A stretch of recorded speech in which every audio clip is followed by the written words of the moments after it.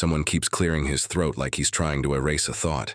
It happens at the same interval each time. Soft, controlled, almost polite, followed by the faint scratch of a pencil point returning to paper, as if the sound itself is a signal. We are still here. We are still waiting. We are still behaving. A clock ticks somewhere that no one looks at anymore. The air is warm in a way that doesn't belong. Not comfortable warm, stale warm, trapped warm. Warm that makes ink dry too fast and makes palms leave prints on smooth surfaces. Warm that turns breath into something you can feel. Someone has cracked a window a finger's width, and the outside presses in as a thin ribbon of cold that doesn't move far before it gets swallowed. A man with sleeves rolled to the elbow lifts a mug to his mouth, pauses, and lowers it again without drinking. The same motion, the same hesitation. Again, again. The mug makes a small, careful sound when it touches the table, as if he's afraid to disturb the room's balance. Pages shift, not turned, shifted, straightened, aligned. A chair leg squeaks, corrected immediately by the man who moved it, as if the squeak was an accident he can apologize for by undoing it. Across the room there's a stack of envelopes tied with twine. No one touches them. They've been there long enough to become part of the furniture. Like the lamp with the shade slightly tilted, like the coat hanging from the peg that nobody claims. The coat's collar is turned up. It looks like someone who left in a hurry but planned to return. A hand reaches for a telephone that has not rung.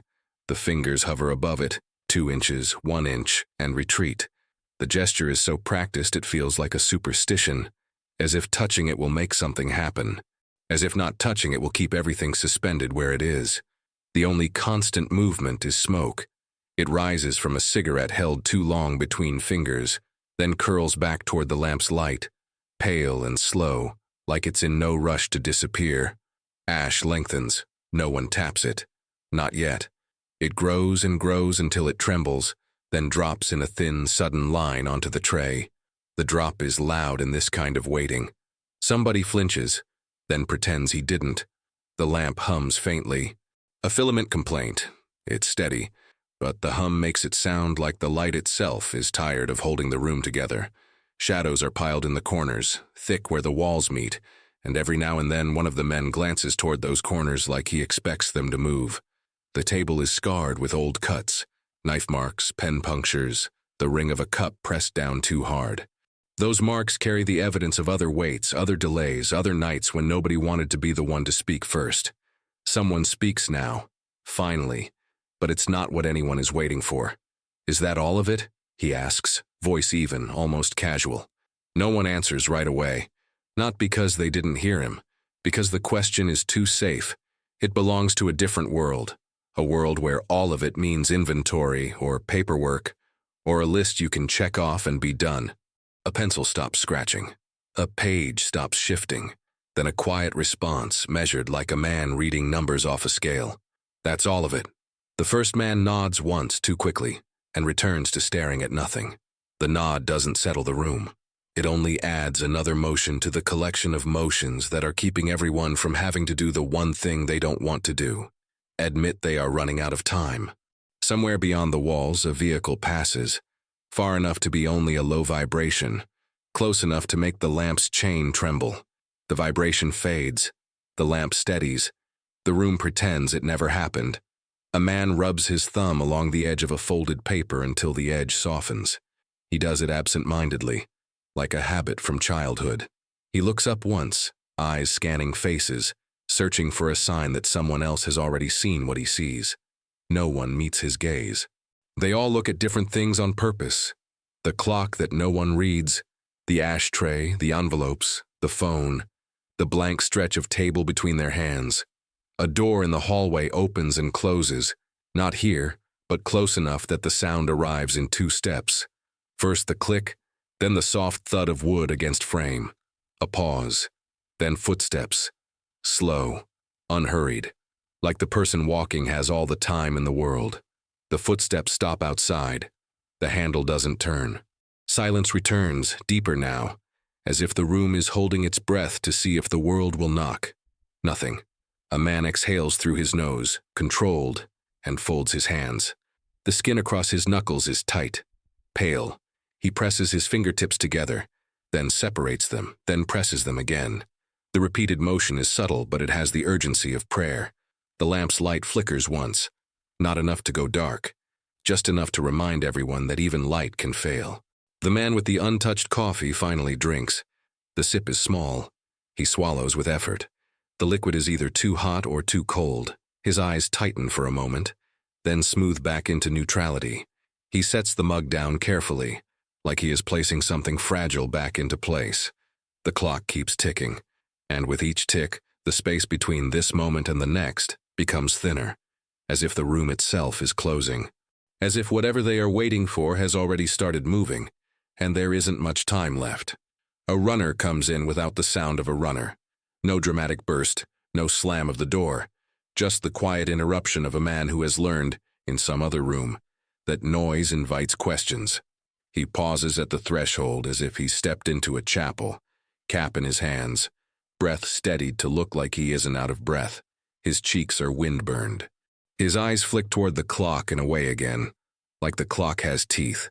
He doesn't speak immediately. He looks to the oldest man at the table, not the loudest, not the biggest, just the one everyone's posture has been built around. The older man doesn't ask what it is. He only lifts his chin a fraction. Permission. The runner crosses the room with short, efficient steps, boots that have dried mud on the soles, a scarf tucked into his collar, as if the cold has been trying to get in all day. He sets a folded message on the table and slides it forward with 2 fingers, careful not to let it look like he's delivering urgency. The paper lands without a sound. For a moment, nobody reaches for it. The room maintains its rituals. A cigarette glows. A pencil rolls half an inch and is stopped by a fingertip. The lamp hums. The old man's eyes do not drop to the message right away. He looks at the runner instead, weighing him the way a mechanic listens to an engine. "Where?" he asks almost softly. The runner answers with a word that means nothing on its own. Just a location, just a point on a map, spoken like it's a person's name. The word passes through the room and settles into the cracks in the table. The message remains untouched for 3 full ticks of the clock. Then the old man takes it. Not quickly, not with hesitation either. With the calm of someone who has touched many pieces of paper that changed the weight of a day. He unfolds it once, reads, refolds it in the same creases like he doesn't want to create new lines. No one moves. They all watch his face for the smallest sign. The corners of his mouth, the muscles at his jaw, the shallow rise of his chest. His expression barely changes, but the air does. It tightens. The warm staleness becomes something else. An awareness, like the room is suddenly listening harder. He slides the message to the man on his right, the one with the pencil. The pencil man reads without moving his lips, eyes tracking left to right. His knuckles whiten around the paper. He sets it down and slides it onward. Each man receives it as if it's heavier than it looks. Each reads it as if the words might rearrange themselves if stared at too long. When the message reaches the end of the table, a younger officer, too young to have gray in his hair, old enough to have it in his eyes, reads it twice. The second time slower, as if the first time was denial and the second time was duty. He clears his throat. Not the habitual clearing from earlier. This one is different. This one tries to make room for words that don't fit in the mouth. "Well," he says, and stops. The word hangs there unfinished. A doorway to a sentence he cannot safely walk through. The old man's gaze settles on him. Not a warning, not encouragement, just attention. Outside, somewhere beyond the walls, a distant engine coughs and catches. A low rumble that grows, then steadies. The sound seems normal. Vehicles exist, engines start. But it threads through the room like a wire being pulled taut. The younger officer presses the message flat with his palm. "There's been movement," he says at last. No one reacts the way people react in stories. No dramatic leaning forward. No shouted questions. Just a series of micro-adjustments. Shoulders lifted and set down. A foot repositioned. A cigarette lifted and forgotten halfway to the mouth. Movement. The word is vague enough to be harmless, and that is why it is dangerous. The old man nods once, the smallest nod in the world. "Expected," he says. "It's not a lie. It's what they tell themselves so the moment stays manageable. So the room stays a room and doesn't become a threshold. The runner is still standing by the door, cap clenched between his hands. He's staring at the floor now, like the boards might offer instructions. Someone finally looks at the clock. Not a quick glance, but a full commitment. Eyes on the hands, counting the seconds between ticks as if the spaces might be widened by willpower. The clock offers no mercy. It keeps moving with the same indifferent rhythm.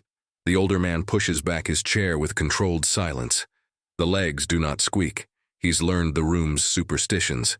He stands, straightens his tunic, and touches the table once with his fingertips as if confirming it's still solid. "Tea," he says suddenly. The word sounds absurd in the air, too human, too domestic. For half a second the room doesn't know how to respond, and in that gap you can see what the request really is, a grasp for normalcy, a final proof that they are still men and not just parts of a machine. A junior aide, relieved to have a task that doesn't involve judgment, moves immediately. His chair scrapes softly. He goes to the sideboard where cups are already laid out, already waiting as if this moment has been rehearsed. He pours water from a kettle that has been sitting hot, ready for hours, just in case. The kettle whistles faintly when the lid is lifted, like a protest. Steam rises. The smell of tea leaves blooms, earthy, clean, familiar.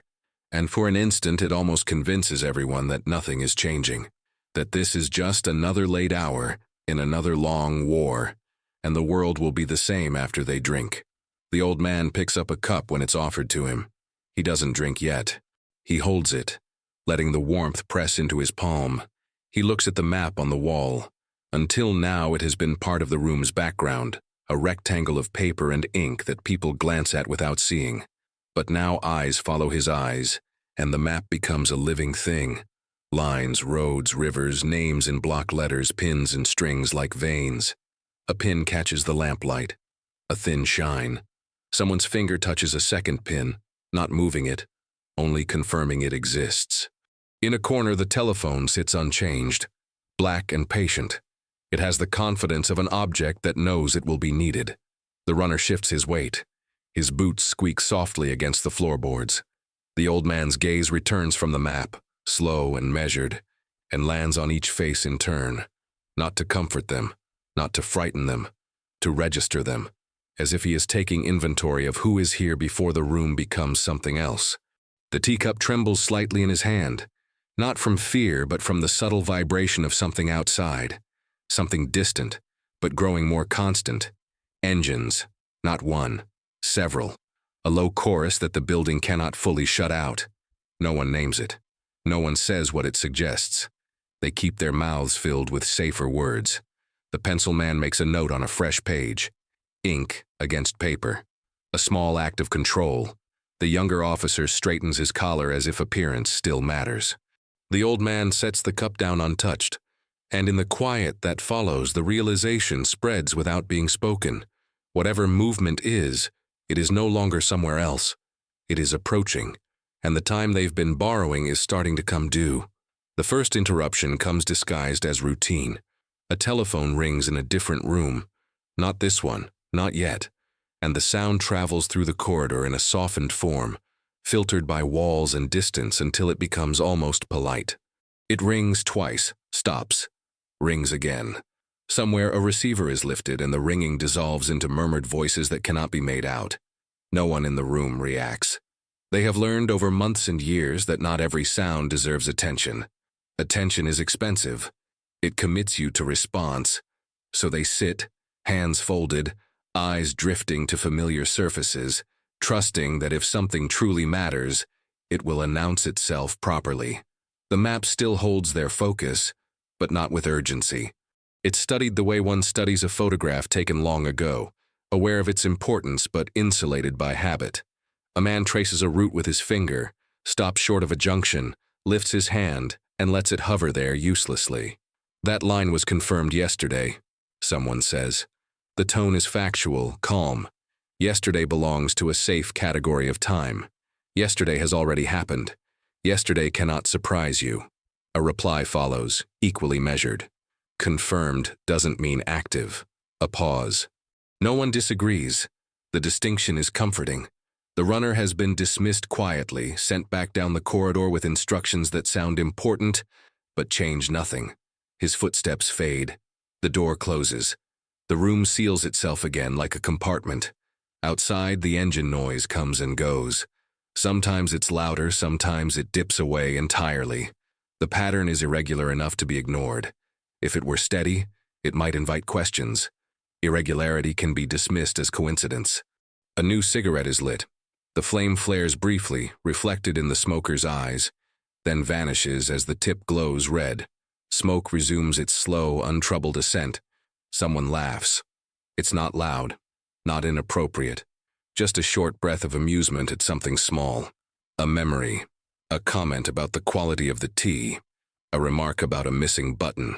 The laugh lands strangely in the room, like a dropped object that doesn't break but draws attention to itself anyway. The man who laughed clears his throat afterward, embarrassed by his own humanity. There was a report earlier, another voice says, neutral, careful. Nothing substantial. Earlier again. The safe past. A place where danger can be catalogued and set aside. What kind of report? The older man asks, not looking up. The answer comes with a shrug audible in the voice. Observers thought they saw repositioning. Could have been rotation. Could have been nothing. Nothing is the most useful word in the room. It creates space, it lowers shoulders. It allows men to remain seated. The pencil man writes the word down anyway. He writes everything down. It's his way of honoring uncertainty without letting it rule him. Ink gives weight to what the voice refuses to give shape. A chair creaks. No one apologizes this time. On the wall, the clock advances. Its hands move with the same confidence they've always had. But now a few more eyes return to it more often than they mean to. Each glance is quick, disavowed immediately by a return to papers or cups or the map. A message arrives by wire. Not delivered by a person, but by sound. The sharp clatter from the machine in the adjacent office. Keys striking metal ribbon with mechanical indifference. The rhythm is fast, urgent, if anyone cared to interpret it that way. They don't. The aide assigned to the machine reads the strip as it comes through. Tears it cleanly, folds it once and places it on a growing stack. He hesitates, considering whether to bring it in. He doesn't. The stack looks manageable. Messages always look manageable when they're stacked. Inside the room, the older man pours himself more tea. This time he drinks it. The cup rattles faintly against the saucer as he sets it down. A sound so small it could be nothing, but the pencil man looks up anyway. "You hear that?" someone asks. Hear what? The moment collapses into embarrassment. A shake of the head. A muttered apology. False alarm. The truth is everyone hears it. Everyone hears the same thing, but they hear it differently, and none of them are ready to compare notes. It's a background hum beneath the building's bones, a vibration that wasn't there earlier. Or maybe it was. Memory is unreliable under pressure. A man stands and stretches, hands clasped behind his back, pacing the length of the table. He stops at the window and peers out through the narrow opening. He sees only darkness and the suggestion of movement beyond it. Shadows sliding past shadows. He closes the curtain an inch more. Better not to see too clearly.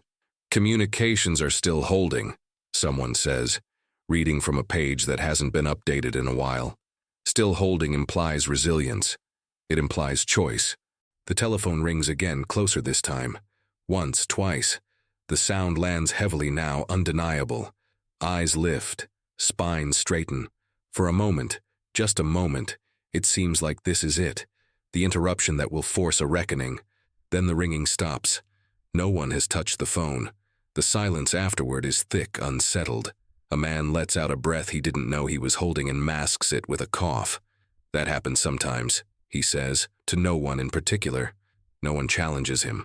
The map rustles as someone adjusts it, flattening a curl at the corner. The pin that caught the light earlier trembles and then stills. Somewhere far off, a dull sound echoes. Metal on metal, distant and brief. It could be a door. It could be equipment being moved. It could be nothing. They choose nothing. The older man checks his watch for the first time. The movement is small, but it ripples through the room. Watches appear. Sleeves are pulled back. Time is consulted like an old advisor whose warnings are taken politely and ignored. "We have a window," someone says, carefully vague. How long? Another asks. A pause stretches. Numbers are dangerous. Numbers close doors. Long enough? Comes the answer. Heads nod. Agreement without conviction. The machine in the next room starts up again, spitting out more paper. The aide hesitates longer this time before adding it to the stack. Inside, voices lower unconsciously as if volume might accelerate events. A man rubs his eyes, pressing fingers into sockets until colors bloom behind his lids. When he opens them, the room looks the same, and the relief is immediate and false. Nothing has happened. That becomes the unspoken refrain. Nothing has happened yet. And so they sit with their tea and their maps and their careful words, watching the edges of the moment fray, unaware or unwilling to accept that the signs they are ignoring are no longer warnings. They are confirmations. Time begins to behave differently without announcing the change. The clock still moves. The hands still advance in their precise, unquestioned increments. But the space between each tick feels denser now, packed with more thought than it can comfortably hold. Seconds stretch. Minutes hesitate. The room notices, though no one says it out loud. A chair scrapes back, not abruptly, not decisively, just enough to suggest discomfort. The man who moved it stands, adjusts his jacket, then sits again as if he'd forgotten why he stood in the first place. The motion leaves a residue in the air, a hint that bodies are preparing before minds have agreed to. The telephone rings. This time it rings here. The sound is sharp, immediate, impossible to soften. It cuts straight through the room and lands in everyone's chest at once. No one moves on the first ring, or the second. On the third ring, the old man reaches for it. His hand pauses an inch above the receiver. That inch holds everything. If he lifts it, something becomes real. If he doesn't, the room might remain intact a little longer. The hesitation is brief, trained out of him over decades, but it exists, and in that fraction of time the entire room leans toward his hand without moving. He lifts the receiver. Yes, he says. He listens. No one breathes. The voice on the other end is indistinct, filtered through distance and static. It speaks in bursts, pauses, resumes. The old man's face remains still, but his eyes shift once toward the map, then back to the middle distance. His free hand rests on the table, fingers spread, pressing lightly as if to ground himself. Yes, he says again. A longer pause. Understood. The word lands wrong. Too final, too complete. He replaces the receiver carefully, aligning it just right in its cradle. The click is louder than it should be. No one asks what was said. They wait. The old man doesn't sit. He remains standing, one hand on the back of his chair, the other resting flat against the table.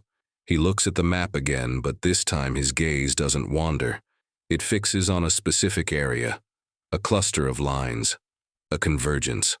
A man beside him clears his throat. Not to speak, just to remind himself he exists. There's still time, someone offers softly. It's not a statement. It's a hope disguised as one. The old man doesn't respond immediately. He shifts his weight, the leather of his boots creaking faintly.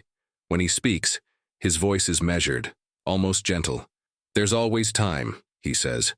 The room absorbs this, uncertain whether to feel reassured or warned. In the adjacent office, the machine stops clattering. Silence pours into the gap it leaves behind. The aide who has been managing the messages appears in the doorway, holding a strip of paper he hasn't folded yet. His eyes flick to the old man, then to the table, then back again. He waits. The old man nods once. The aide enters and lays the message down where everyone can see it. No sliding, no ceremony, just placement. The paper looks ordinary, thin, inadequate. The pencil man reaches for it, stops himself, and lets someone else take it first. A courtesy, or avoidance. As the message passes from hand to hand, the atmosphere tightens. Not with panic, still not, but with alignment.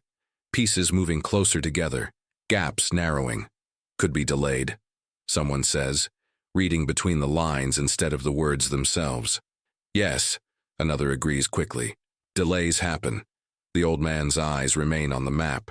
Outside, the engine noise no longer comes and goes. It stays, a steady presence now, low and continuous. It vibrates through the soles of their shoes, through the table legs, through the glass in the lamp. A window rattles once, stops. No one comments. A junior officer steps forward, then stops halfway, unsure whether he has permission to exist at this distance. He adjusts his belt, swallows, and speaks. If we were to... He stops, tries again. If adjustments were made now... The sentence trails off, unfinished. The word adjustments floats there, vague and harmless, like movement once was. The old man turns to face him fully. The younger man straightens, bracing for rebuke or command. He receives neither. Instead, the old man studies him for a long moment, as if weighing not the suggestion, but the cost of acknowledging it. Adjustments take time, the old man says finally, and time has a way of choosing for us. No one disagrees. The younger officer nods and steps back, relieved and unsettled in equal measure. The telephone remains silent now, but its silence feels active, coiled. The map seems closer than it did before, the lines darker, the pins more deliberate. A cup tips over, not dramatically, just enough for tea to spill across the table in a thin, spreading stain. The liquid moves slowly, seeping into the grain of the wood, stopping short of the papers by a margin that feels intentional. A hand rushes forward with a cloth, dabbing, wiping, erasing the evidence of the spill. The stain remains anyway, faint but permanent. The old man watches the stain, then the map, then the clock. He checks his watch again. This time no one pretends not to notice. There's a narrow margin, he says quietly, not announcing it, admitting it. No one asks how narrow. Outside, something shifts. A change in pitch. A subtle escalation that doesn't announce itself as danger, only as difference. The room adjusts instinctively. Chairs square up. Papers are aligned. Jackets are buttoned. Still no orders. Still no declarations. Just preparation. The invisible window is still open, but it is no longer wide enough to step through without effort. And effort, now, would mean admitting what none of them are ready to say. It begins with something so small it almost feels insulting. A switch is flipped in a room down the hall. Not here, somewhere peripheral. The sound is a muted click, barely audible, followed by a low, steady whine that settles into the background like it's always been there. A system waking up, or deciding not to sleep anymore. No one comments. They don't even look toward the door. The old man remains standing. He has not sat since the telephone call, and the chair behind him now looks unnecessary, like a remnant from an earlier version of the moment. He rests both hands on the table, palms down, fingers spread. The posture is neither commanding nor hesitant. It is the stance of someone bracing against a current he cannot stop. The clock ticks. A second hand passes the top of the dial. That passage should mean nothing. It has happened countless times before. But this time one man notices it, and then hates himself for noticing. A voice breaks the silence, too casually. Power levels are steady. The sentence lands and waits to see if it will be challenged. It isn't. Another voice follows, equally calm. Backup systems are synchronized. Synchronized is a comforting word. It implies intention, design, control. The machine in the adjacent office hums again, not clattering this time, just a low operational sound, like breathing. The aide does not appear. There is no new paper. No message demanding attention. That absence feels heavier than any interruption. The map draws more eyes now. Not because anyone has moved toward it, but because it has quietly become the center of gravity. A man traces a route again, this time completing it all the way to its end. He realizes what he's done and pulls his hand back, as if burned. We're still within tolerance, someone says. Tolerance for what is left unspecified. It doesn't need to be said. The old man nods once. Within, he repeats. The word does a lot of work. Outside, the engine noise deepens. The vibration is no longer subtle. It travels through the floor with intention now. A constant pressure rather than an intermittent reminder. Dust trembles along the edge of the lampshade. The filament glows a fraction brighter, compensating. A man reaches instinctively for his coat, then stops. He laughs under his breath, embarrassed. Habit, he mutters. No one responds. Habits are exactly what brought them here. The telephone does not ring. That, too, is a change. The old man finally moves away from the table. He walks slowly along its length, trailing his fingers across the scarred wood, feeling grooves cut by other hands in other times. At the far end, he stops by the window. He does not open the curtain further. He doesn't need to. He can feel what's outside now. "So," someone says behind him, not a question, a signal. The old man turns. For the first time, he does not look at the map or the clock or the phone. He looks at the men, all of them. "You know your positions," he says. It is not an order. It is not even new information. It is acknowledgement. Chairs shift, men stand, jackets are smoothed, caps are adjusted, not hurried, not slow, just inevitable. A junior officer steps toward the door, then hesitates, waiting for something. Permission, perhaps, or a final contradiction that will send him back to his seat. It doesn't come. He opens the door. The hallway beyond is brighter than expected. Not with light, but with activity. Shapes move. Voices carry. Equipment hums with purpose. The corridor no longer belongs to waiting. The door remains open. That is the moment. Not the phone call, not the message, not the rising engine noise. The open door. Air moves through the room now, carrying smells that were not there before. Oil, metal, damp earth. The outside asserts itself, no longer content to remain implied. The old man exhales slowly. "Very well," he says. It is the smallest surrender. No one speaks after that. There is nothing left to discuss without pretending choice still exists. A light on the wall panel changes color. Subtle, easily missed if you aren't looking directly at it. Someone is looking. He says nothing. The clock continues its work. But the room knows with a quiet certainty that does not require language that a line has been crossed. Not loudly, not dramatically, just enough that it cannot be uncrossed. And whatever happens next is no longer waiting for permission.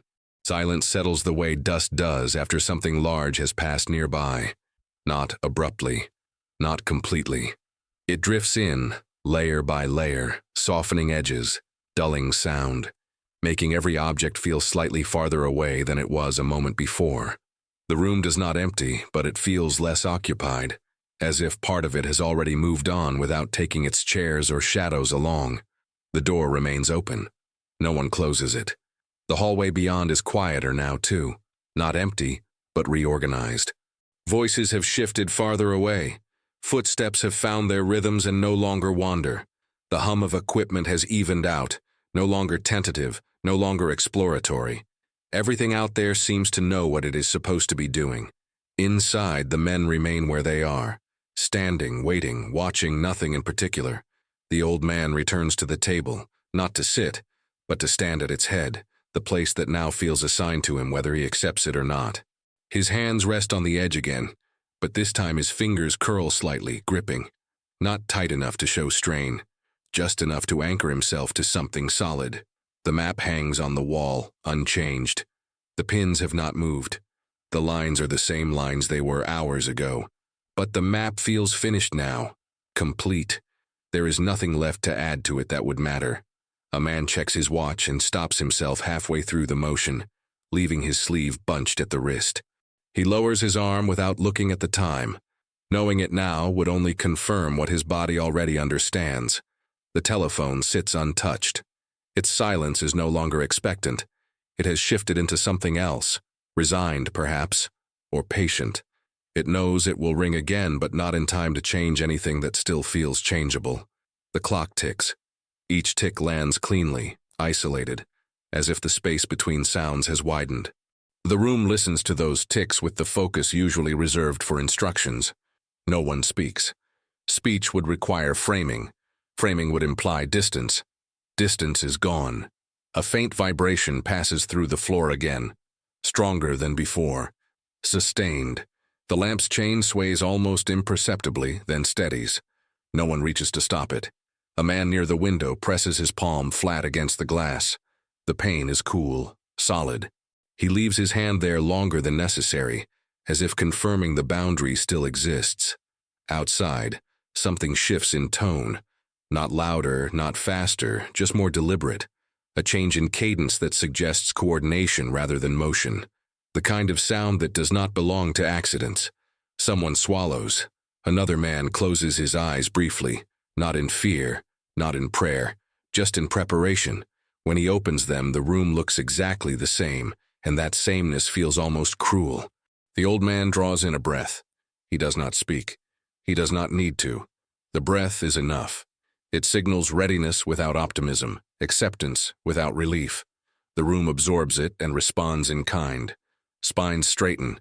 Feet square themselves to the floor. The smallest adjustments executed without thought.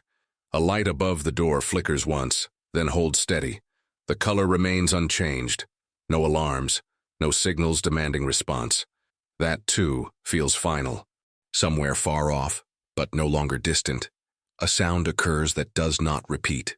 A single contained noise, swallowed immediately by the larger hum surrounding it. It could be anything. It could be nothing. No one asks. No one writes it down. The clock's second hand reaches the top of the dial again. For the first time, no one notices the exact moment it passes. The room has stopped measuring time in increments. It has shifted to something heavier. The old man lifts his head slightly, eyes forward, gaze fixed on a point beyond the wall, beyond the building, beyond the last place where waiting still made sense. The men follow his gaze without realizing they are doing it. The air seems to tighten, not with pressure but with focus, like a held breath that has gone on too long to be released cleanly. Nothing happens, and in that nothing, the certainty settles, not as panic, not as clarity, but as a quiet understanding that the last moment in which something could have been said, undone or delayed, has already slipped past unnoticed. The clock ticks again. The sound echoes once, and then the room holds perfectly still, balanced on the edge of what comes next.